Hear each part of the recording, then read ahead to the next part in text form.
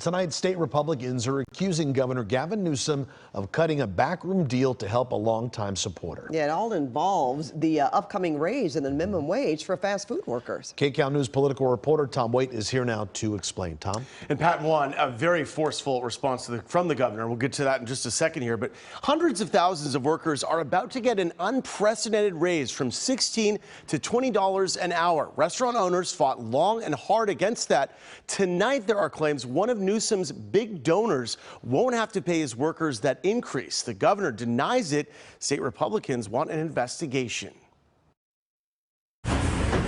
Fast food workers rejoiced late last year when a deal was announced to raise the minimum wage for most fast food workers to $20 an hour. The agreement was reached between Governor Newsom, Democrats in the state legislature, and leaders in the fast food industry. But there was an exception to the raise. It did not apply to restaurants with on-site bakeries and that sell bread. Newsom was asked about the exception when the bill was signed. That's part of the sausage making that was part of 257, the original bill. And we went back and forth, and there was part of the negotiation. It's the nature of negotiation.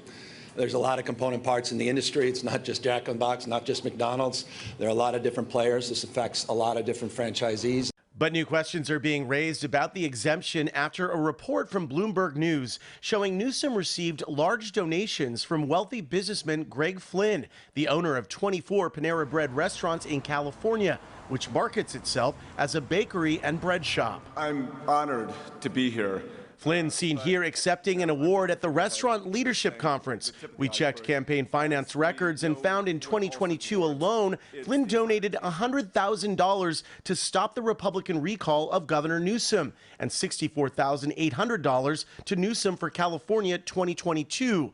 A spokesperson for the governor blasted the claims of special treatment for a big donor, saying in a statement, the governor never met with Flynn about this bill, and this story is absurd. Our legal team has reviewed, and it appears Panera is not exempt from the law. Democratic Assemblyman Chris Holden of Pasadena, who took over the bill, said Thursday he didn't know about the bakery exemption. I inherited the bill, so the fundamentals of the bill were in place when I took the bill over. Respectfully, when you took over the bill, the exemption was not in there. The exemption was placed in the bill in the final weeks of the legislative session when you were carrying it. So were you part of the negotiation to include that exemption?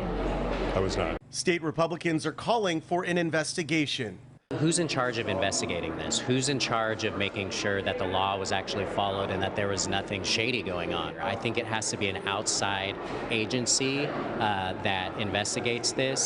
With Newsom raising his national profile, claims of a pay-to-play scheme can have long-term consequences. Any of these scandals or sort of scandal-adjacent moments are nothing you want, especially, you know, if I'm Newsom, I want to just finish my term and think about the next thing. I don't want to have last year's legislative calendar sort of drag throughout the rest of my career.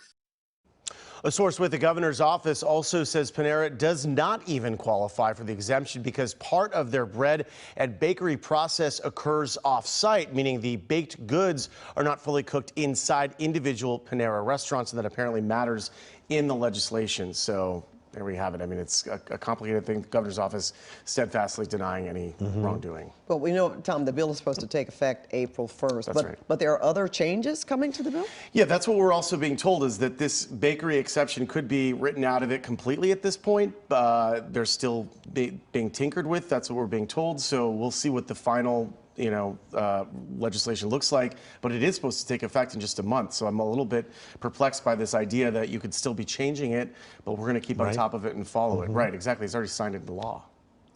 Well, we will see. Yeah, there we go. Strange things happen, don't they? They sure And do. they have been happening. Thank you, Tom.